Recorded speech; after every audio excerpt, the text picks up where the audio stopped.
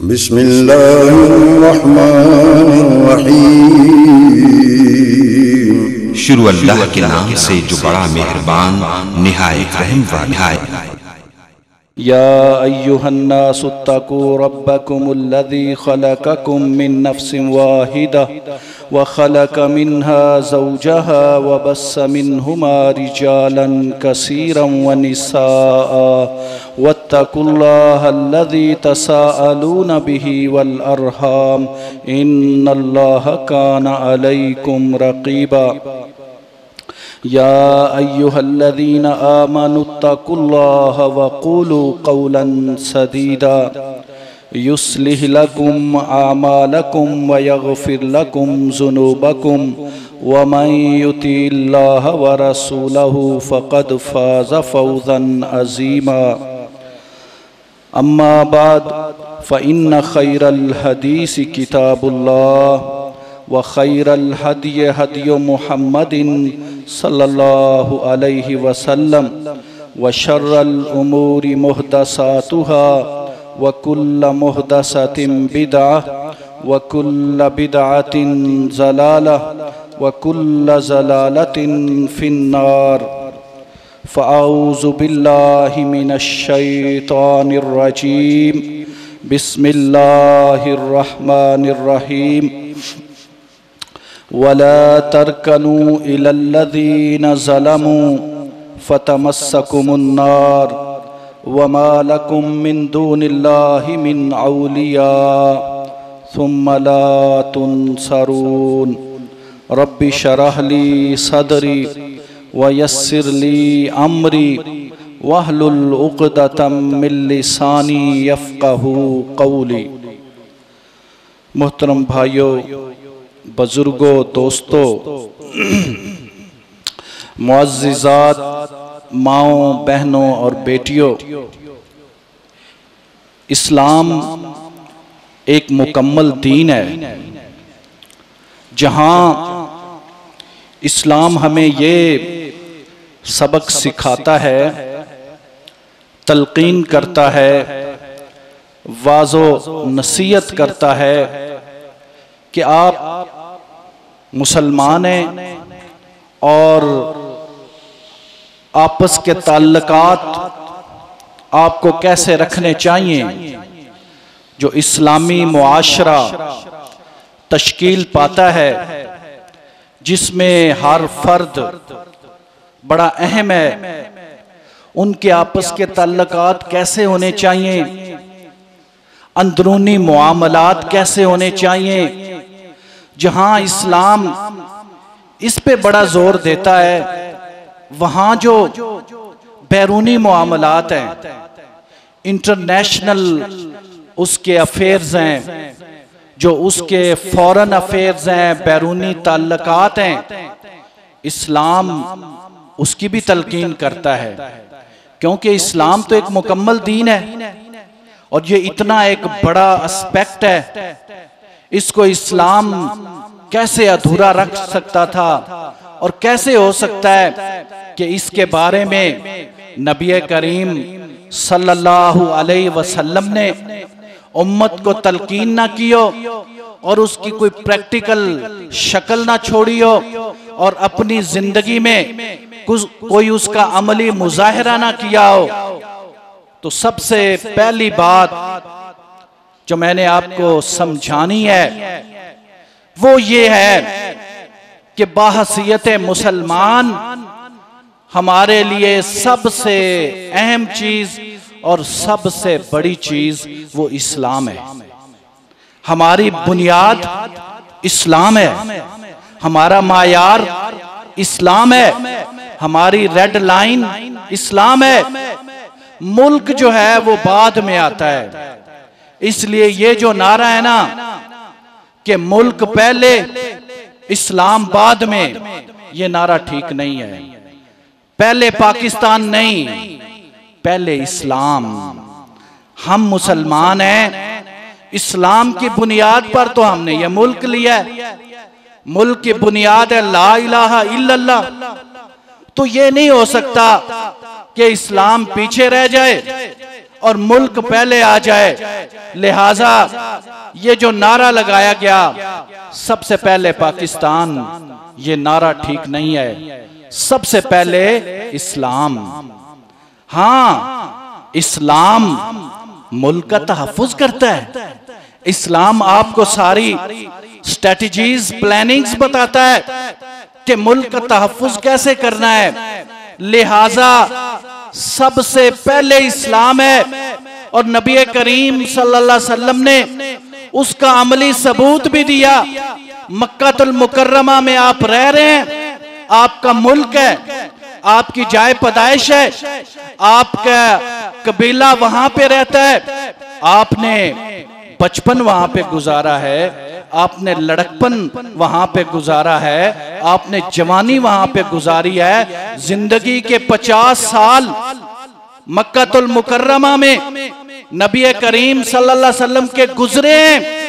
लेकिन वो इतना प्यारा मुल्क कि जिसके अंदर खाना काबा मौजूद है, अल्लाह ताला का घर मौजूद है, किबला अव्वल मौजूद है, उस घर को भी जब छोड़ना पड़ा तो नबी करीम सल्लल्लाहु अलैहि वसल्लम ने इस्लाम की खातिर छोड़ा ना।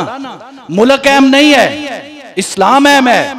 जहां इस्लाम फले फूलेगा, इस्लाम आगे बढ़ेगा, मुसलमान वहां हिजरत कर जाता है। इसलिए कहा गया कि जो हिजरत है ना, आमाल का दारो मदार नियतों पर है, और जिस चीज के लिए आप हिजरत करेंगे उसी की तरफ आपकी हिजरत होगी।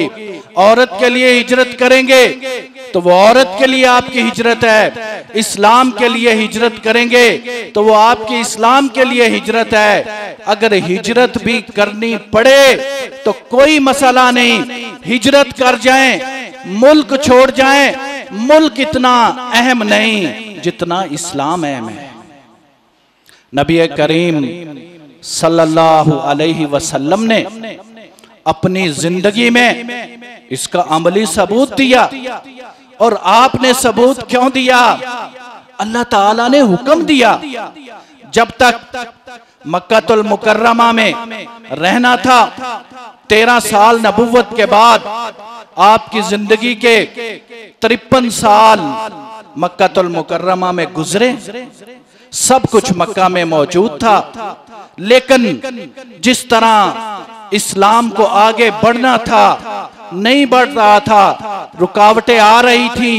जो आपके फॉलोअर्स थे उनके लिए जिंदगी मुश्किल होती जा रही थी। अल्लाह ताला ने नबी करीम सल्लल्लाहु अलैहि वसल्लम को खुद हुक्म दिया, आप हिजरत करके जाएं। हजरत जिब्राईल अलैहिस्सलाम पैगाम लेकर आए कि आपने अब हिजरत करनी है। वो मक्का वाले तो प्लानिंग्स कर रहे थे आपको कि हम नाउज बिल्ला रास्ते से हटा देते हैं। दारुन नदवा में उन्होंने अपनी मीटिंग कर ली थी, लेकिन सारे फैसले तो अल्लाह ताला के चलते हैं। जो अल्लाह ताला ने फैसला कर दिया, एक फैसला वो कर रहे थे दुनिया में, एक फैसला अल्लाह ताला कर रहे थे आसमानों के ऊपर। और सबसे बेहतर फैसला किसका होता है? वल्लाहु खैरुल माकिरीन। तदबीर तो उसकी चलती है। इनिल हुक्मु इल्ला लिल्लाह, हुक्म तो मेरे अल्लाह का चलना है। ये तो अल्लाह ताला का निजाम है। आजमाइशें हैं जो अल्लाह ताला हमारे ऊपर भेजते हैं। अल्लाह ताला देखना चाहते हैं ये इन आजमाइशों पर कैसे पूरा उतरते हैं।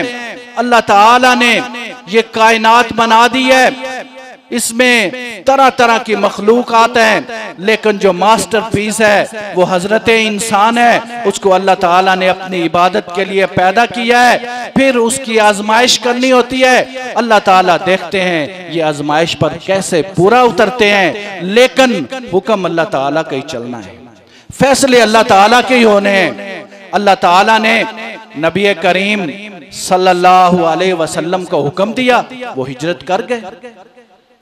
नबी करीम सल्लल्लाहु अलैहि वसल्लम जब फिर मदीना तशरीफ लाते हैं, इस्लाम कोई जबर का दीन नहीं है, इस्लाम जबरदस्ती नहीं चाहता कि कोई दीन को कबूल करे। ला इकराहा फिद्दीन, दीन में कोई जबर नहीं है। हाँ, इस्लाम ये कहता है कि दावत दो, पैगाम पहुंचाओ। नबी करीम सल्लल्लाहु अलैहि वसल्लम जब किसी लश्कर को भेजते थे ना, तो क्या कहते थे? सबसे पहले जाकर दावत देनी है कि दीन को इख्तियार कर लो, कबूल कर लो। अगर मान लोगे, हमारे भाई बन जाओगे, मुस्लिम मुआशरे में आ जाओगे, फिर तुम्हें अमन है, फिर तुम्हारे हकूक हैं। जिस तरह आम मुसलमान के जो 10 साल पहले मुसलमान हुआ है, जिस तरह उसके हकूक हैं, इसी तरह जो 1 सेकंड पहले मुसलमान हुआ है उसके भी हकूक हैं। नंबर 2, अगर नहीं मानते, लड़ाई ना करो, जिम्मी बन के रहो, जिजिया दो। और अगर ये भी नहीं करते, लड़ाई भी करते हो और जिम्मी भी नहीं बन के रहना चाहते, जिजिया भी नहीं देते, फिर तुम्हारी और हमारी लड़ाई है। ये सिंपल सा फार्मूला है, ये सिंपल सा कायदा है जो नबी करीम सल्लल्लाहु अलैहि वसल्लम ने बताया है। और इसी कायदे के तहत आपने उस दौर के जो बड़े बड़े मुमालिक थे उनको आपने खतूत लिखे। मिस्र के बादशाह को खत लिखा, रोम के बादशाह को खत लिखा, यमन के बादशाह को खत लिखा, हबशा के बादशाह को खत लिखा। नबी करीम सल्लल्लाहु अलैहि वसल्लम के वो खतूत महफूज हैं। आप बात यही करते थे, मुसलमान हो जाओ, क्योंकि सच्चा और सुच्चा दीन ही इस्लाम है, गालिब ही इसी दीन ने आना है। लेकिन उस वक्त मुसलमानों की एक हैसियत थी, एक नाम था, पैगाम पहुंचता था, लोगों को पता चलता था, वो फिर मानते थे, और जो नहीं मानते थे फिर वो जिम्मी बन के रहते थे, वो फिर गुलाम बन के रहते थे, उन्हें पता था। तो नबी करीम सल्लल्लाहु अलैहि वसल्लम जो दीन लेके आए वो दीन फितरत है, वो अल्लाह ताला की तरफ से भेजा हुआ दीन है, वो हमारे फायदे वाला दीन है, उसमें जबर कोई नहीं। लिहाजा कोई मुस्लिम मुल्क है, उसके हुक्मरान है, उनके लिए कायदा कानून बता दिया गया है कि अंदरूनी मुआमलात उस पे तो पूरा कुरान हदीस भरा पड़ा है, अंदरूनी मुआमलात आपने कैसे करने हैं उस पे तो हम पूरा साल जुमा पढ़ाते ही रहते हैं, लेकिन बैरूनी मुआमलात कैसे होने चाहिए, जो दूसरे ममालिक हैं, जो दूसरी अक़वाम हैं, उनके साथ आपके ताल्लुक कैसे होने चाहिए। सबसे जो बड़ा मकसद है मुसलमान का, मुस्लिम हुक्मरान का और मुस्लिम हुकूमतों का, वो ये है कि इस्लाम फैलना चाहिए, उस पे हम खुद भी अमल करें और जो मुस्लिम राया है वो भी अमल करे, और वो इस्लाम जो है वो दुनिया तक पहुंचे। अब इस्लाम को दुनिया तक फैलाना कोई मुश्किल काम नहीं। सोशल मीडिया ने, प्रिंट मीडिया ने ये काम बड़ा आसान कर दिया है, इस पे हम फिर बात करेंगे। लेकिन जहां आप रह रहे हैं वहां मिनॉरिटीज भी होंगी, अकलियतें भी होंगी, वहां बड़े बड़े कबाइल भी आपके साथ मौजूद होंगे, आपके इर्द गिर्द जो मुमालिक हैं, क्योंकि कोई मुल्क भी आइसोलेशन में तो रह नहीं सकता। अब जैसे पाकिस्तान है, हमारे इर्द गिर्द कितने मुमालिक हैं जिनकी सरहदें लगती हैं, अफगानिस्तान है, ईरान है, चाइना है, बांग्लादेश है, इंडिया है, कितने मुमालिक हैं जिनकी सरहदें हमारे साथ लगती हैं, और कितनी ही अकलियतें हैं जो रह रही हैं। ईसाई रहते हैं, थोड़े बहुत यहूदी भी होंगे, हिंदू तो काफी तादाद में है।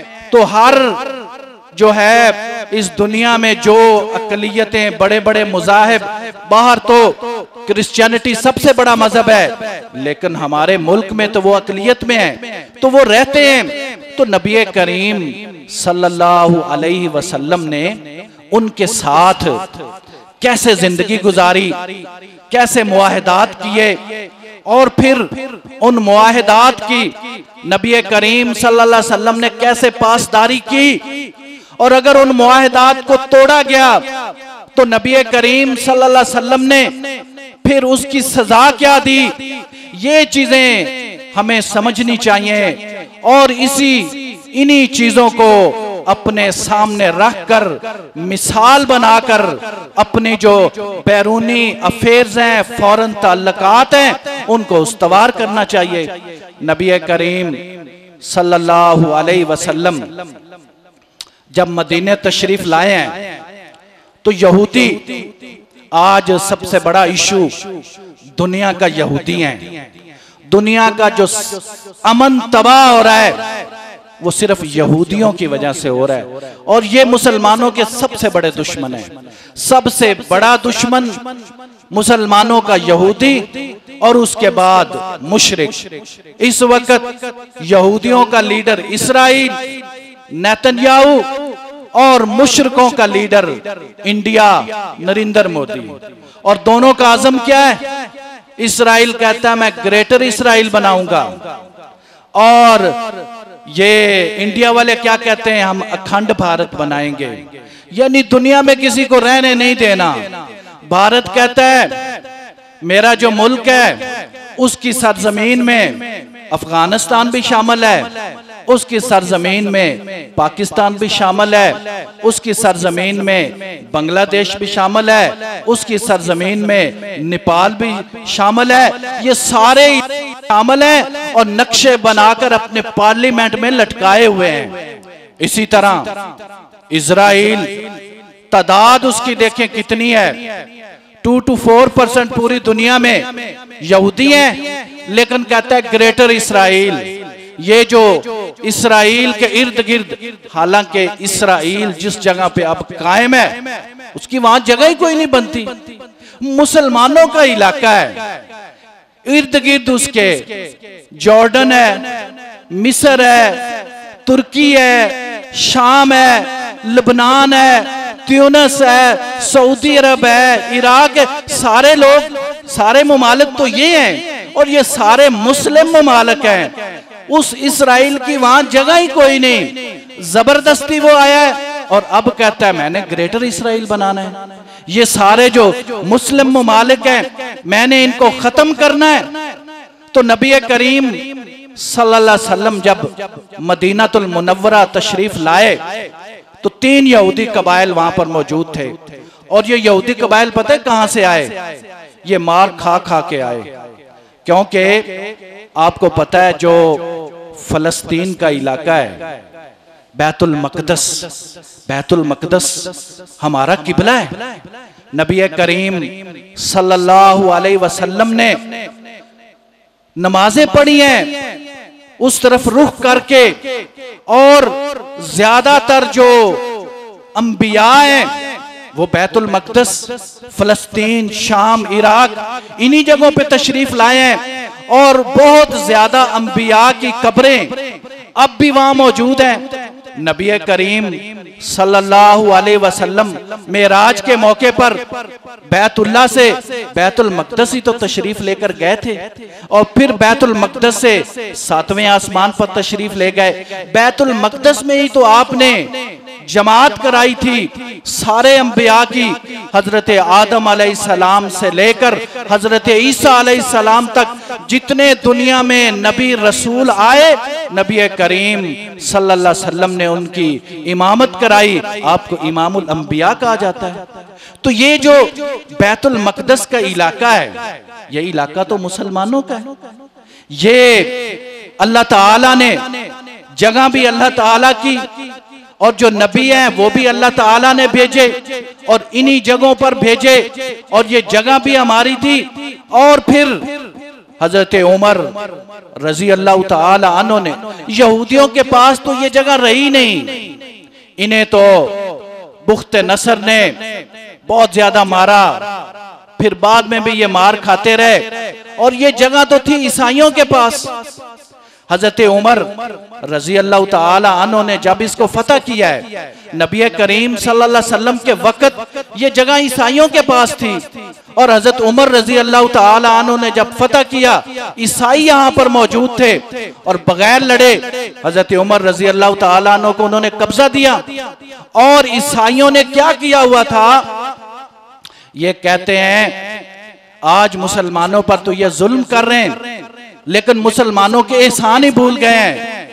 हजरत उमर रजी अल्लाह ताला अन्हु जब आए ना, उन्होंने मुआहदा लिखा, तो उसमें ईसाई कहते थे यहां यहूदी आ ही नहीं सकते, यहूदियों को फलस्तीन जाने की परमिशन ही कोई नहीं थी। ईसाइयों ने इनका दाखिला ही बंद किया हुआ था, ईसाई वहां, यहूदी वहां आ ही नहीं सकते थे। हजरत उमर रजी अल्लाह ताला अन्हु ने एहसान किया, उन्होंने कहा नहीं, यहूदियों को आने दिया जाए। उन्होंने कहा चलो आ तो जाएं, लेकिन यहां पे रह नहीं सकते, यहां पे जगह नहीं खरीद सकते। वो यहां पर आए और अपनी गिरियाजारी करें, क्योंकि बैतुल मकदस में ईसाइयों के लिए भी वो मुकद्दस जगह है, यहूदियों के लिए भी मुकद्दस जगह है, और मुसलमानों के लिए तो मुकद्दस जगह है ही। तो हजरत उमर रजी अल्लाह ताला अन्हु का इन पर एहसान है, उन्होंने ईसाइयों से परमिशन लेकर दी कि ये बैतुल मकदस आ सकते हैं, लेकिन यहां रह नहीं सकते। हजरत उमर रजी अल्लाह ताला अन्हु ने इसको फतह किया, फिर यह मुसलमानों के पास रहा थोड़ी सी देर के लिए, ये फिर क्रिश्चियन के पास गया जब सलीबी जंगें हुई, फिर उनके पास गया, लेकिन फिर सलाहुद्दीन अय्यूबी ने बैतुल मकदस को फतह किया, फिर ये हमारे पास ही रहा। 1948 में ये जो इसराइल बना है ना, बेसिकली ये 1948 में काबज हुआ है, बरतानिया ने दे दिया उनको, क्योंकि जब पहली जंगे अजीम हुई तो जो खिलाफत उस्मानिया है वो तो टूट गई।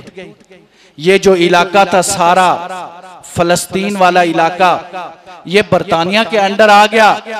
अब बरतानिया ने इनको जो है परमिशन दी कि आप जगह खरीदें वहां पर। फिर यहूदियों ने वहां पर जगह खरीदना शुरू की, उन्होंने अपनी प्लानिंग बनाई हुई थी। तो पूरी दुनिया के जो यहूदी हैं वो इकट्ठे होना शुरू हो गए और वहां पे जगह खरीदना शुरू कर दी। और आखिरकार 1948 में बरतानिया से जब संभाले नहीं जा रहे थे, उसने यूनाइटेड नेशन को रेफर कर दिया, आप ही फैसला करें। अब यूनाइटेड नेशन ने फैसला करके 57% इसराइल को दे दिया, हालांकि वो सिर्फ उस वक्त 7% थे।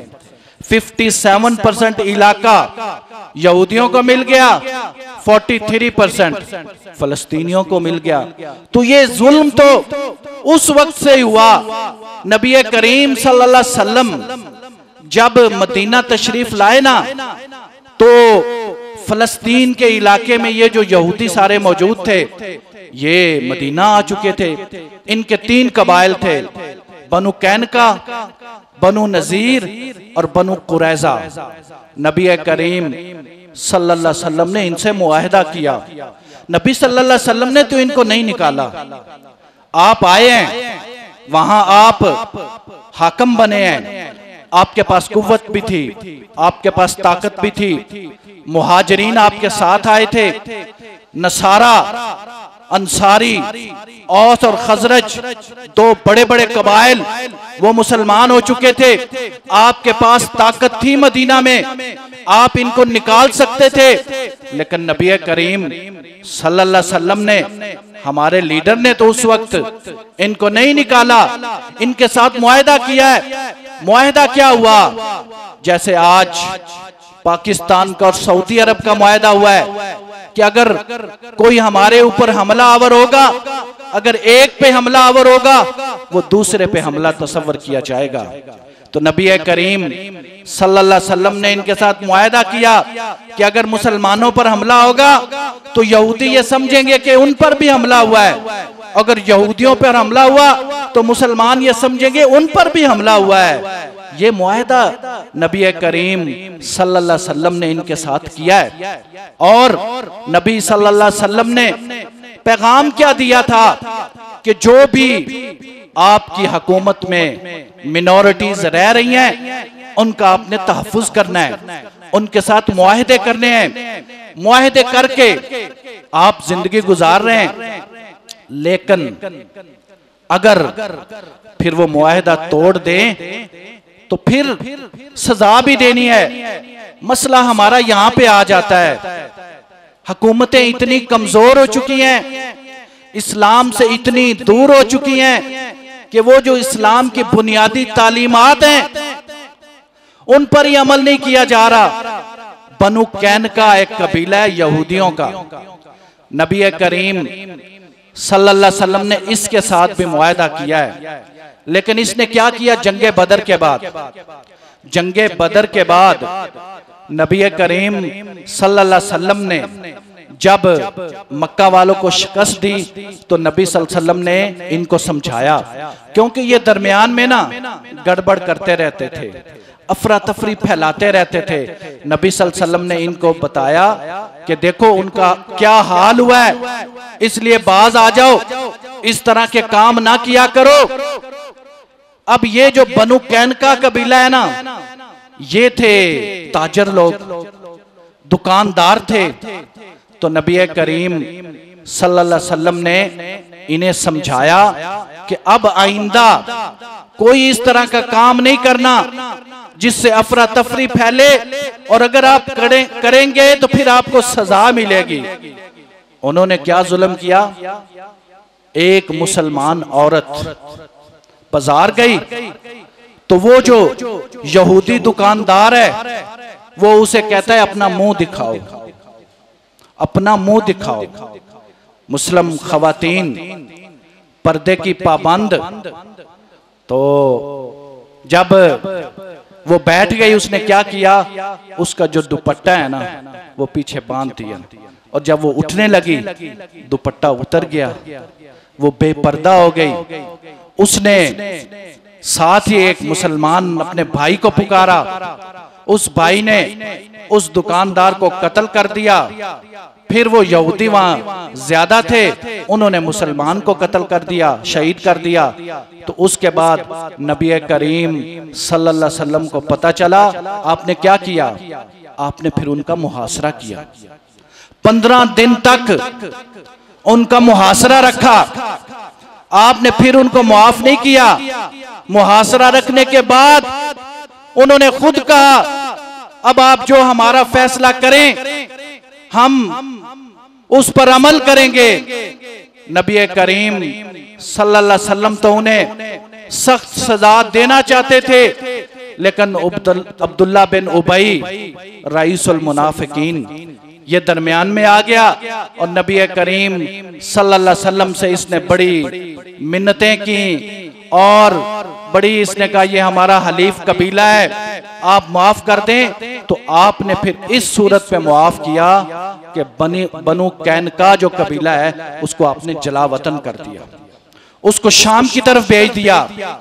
वो जो आपने मुआहदा किया था आप तो पाबंद थे, लेकिन वो उस पर कोई पाबंदी नहीं दिखा रहे थे। ये तो हाल हुआ बनु कैनका का।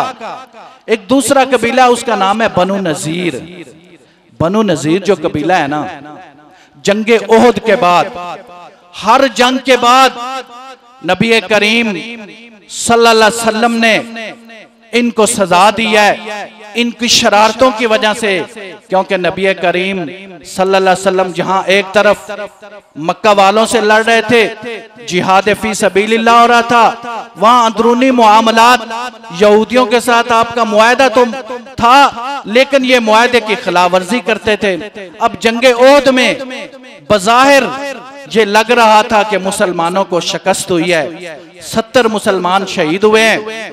तो ये जो है ना यहूदी जो बनु नजीर वाले हैं ये बड़े शेर हो गए, कहने लगे अब हम मुसलमानों को जो है वो सबक सिखाएंगे। तो एक मुसलमान ने ना 2 काफिर थे उन्हें कत्ल कर दिया, अमदन उसे कत्ल हो गया। अब ये चूंकि बनु नजीर वाले मुसलमानों के हलीफ थे, तो नबी करीम सल्लल्लाहु अलैहि वसल्लम ने दियत के मामले में इन्हें कहा कि आधी दियत हम देते हैं, आधी दियत आप दें। आप उनके महल्ले में गए दियत के बारे में बातचीत करने। आपके साथ हजरत अबू बकर भी हैं, उमर भी हैं, अली भी हैं, पूरी जमात रिजवानुल्लाह अलैहिम अजमईन आपके साथ है। आप गए हैं ताकि बात करने को। अब बातचीत होगी, वो कहते जी दियत देते हैं। अब वो सेपरेट हुए ना, तो शैतान ने कहा बड़ा सुनहरी मौका है, क्योंकि नबी करीम सल्लल्लाहु अलैहि वसल्लम एक दीवार के साथ बैठे हुए थे। तो कहने लगे बड़ा सुनहरी मौका है, ऊपर से चक्की का पार्ट जो है ना वो फेंकें और नाउज बिल्ला नबी करीम सल्लल्लाहु अलैहि वसल्लम को शहीद कर दें। उन्हें ये नहीं पता था कि नबी करीम सल्लल्लाहु अलैहि वसल्लम को जिस अल्लाह ने भेजा है वो अल्लाह ताला बता देगा। नबी करीम सल्लल्लाहु अलैहि वसल्लम को अल्लाह ताला ने बता दिया कि ये प्लानिंग हो रही है आपके बारे में। आप वहां से उठे और वापस आए, और फिर आपने सहाबा इकराम रिजवानुल्लाह अलैहिम अजमाइन को कहा कि इकट्ठे हो जाएं, इनका मुहासरा करना है। अब इनका वक्त भी करीब आ गया है। नबी करीम सल्लल्लाहु अलैहि वसल्लम ने फिर उनका भी मुहासरा किया, और 15 दिन तक वो मुहासरे में रहे। आखिरकार वो भी नबी करीम सल्लल्लाहु अलैहि वसल्लम ने उनको भी जला वतन कर दिया, उनको भी मदीना से निकाल दिया। बनु कैनका को भी निकाल दिया, बनु नजीर को भी निकाल दिया। अब रह गया बनु कुरैजा। इनकी फितरत में है धोखा देना। हालांकि नबी करीम सल्लल्लाहु अलैहि वसल्लम ने इन्हें कुछ भी नहीं कहा। ये मदीना में रह रहे थे लेकिन शरारतें करते थे। बनु कुरैजा जंगे खंदक में, नबी करीम सल्लल्लाहु अलैहि वसल्लम जंगे खंदक में मसरूफ हैं। सारे मुसलमान वहां पर मौजूद हैं। 10,000 का लश्कर आया हुआ है। मुसलमान बहुत थोड़ी तादाद में हैं, 3,000 है मुसलमान। पीछे औरतें और बच्चे वो एक किले में हैं। तो पीछे से बनु कुरैजा ने उनकी हिमायत शुरू कर दी, अंदर की खबरें उनको पहुंचाना शुरू कर दी। नबी करीम सल्लल्लाहु अलैहि वसल्लम को पता तो चल गया, लेकिन हालात ऐसे थे। अब एक तरफ काफिर आए हुए हैं 10,000 का लश्कर लेकर, और अंदर मदीने में वो उन्होंने गद्दारी कर दी है। नबी सल्लल्लाहु अलैहि वसल्लम ने उस वक्त उन्हें कुछ नहीं कहा। जंग खत्म हुई ना, आप वापस आए और अपनी तलवार आप रखने लगे, तो हजरत जिब्राईल अलैहिस्सलाम आ गए। कहने लगे ए अल्लाह के नबी, ना मैंने तलवार अभी रखी है ना फरिश्तों ने रखी है। अब जिहाद फी सबीलिल्लाह का वक्त है। इतनी बड़ी उन्होंने जो है खिलाफ वर्जी की है, इसलिए अब आपने बैठना नहीं। आप फिर मुसलमानों को, हालांकि मुसलमान थक चुके थे, जंगे खंदक थकाने वाली एक जंग थी, मुसलमान थक चुके थे। लेकिन जब नबी करीम सल्लल्लाहु अलैहि वसल्लम ने उन्हें कहा कि जाना है, अल्लाह ताला का हुक्म है, सहाबा इकराम फिर गए। ये किले में बंद हो गए थे। इन्हें अब्दुल्ला बिन उबई ने कहा था परेशान नहीं होना, लड़ेंगे, मैं भी तुम्हारा साथ दूंगा। और भी हलीफ जमाते हैं और भी कबाइल हैं, वो भी तुम्हारा साथ देंगी, लिहाजा लड़ना है। ये महीने तक किले में बंद रहे। फिर इन्हें पता चल गया हम लड़ नहीं सकते। तो नबी करीम सल्लल्लाहु अलैहि वसल्लम के पास वफद भेजा, हमारा फैसला किया जाए। नबी सल्लल्लाहु अलैहि वसल्लम ने कहा आपका फैसला साद बिन मुआज करेंगे रजी अल्लाह ताला अन्हु। साद बिन मुआज खंदक में जख्मी हो चुके थे। आपको एक जख्म ऐसा लगा था कि लगता था आप शहीद हो जाएंगे। आपने अल्लाह से दुआ की, आपने कहा या अल्लाह, अगर तो हमारी जंगें खत्म हो गई हैं तो फिर मुझे शहादत दे दे, लेकिन एक बात है, जाने से पहले पहले मेरी आंखों को जरा ठंडा तो कर दे। अल्लाह ताला ने उस जख्म को वहीं पे जो है वो खून को मुंजमद कर दिया, जख्म बंद हो गया।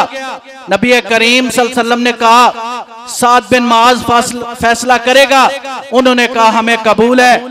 जब हजरत साद बिन मुआज मदीने में थे और ये मदीना से बाहर नबी करीम सल्लल्लाहु अलैहि वसल्लम ने मुहासरा किया हुआ था, तो साद बिन मुआज को लाया गया। साद बिन मुआज को कहा गया कि नबी करीम सल्लल्लाहु अलैहि वसल्लम ने आपको जज मुकर्रर किया है और ये जो है बनु कुरैजा वाले ये भी आपका फैसला मानेंगे। हजरत साद बिन मुआज रजी अल्लाह ताला अन्हु फरमाते हैं क्या मेरा फैसला माना जाएगा? वो बनु कुरैजा वाले कहने लगे माना जाएगा। मुहाजिरीन और अंसार भी कहने लगे माना जाएगा। हजरत साद बिन मुआज नबी करीम सल्लल्लाहु अलैहि वसल्लम जहां कयाम पजीर थे उस तरफ मुंह करके कहते हैं कि यहां भी फैसला माना जाएगा।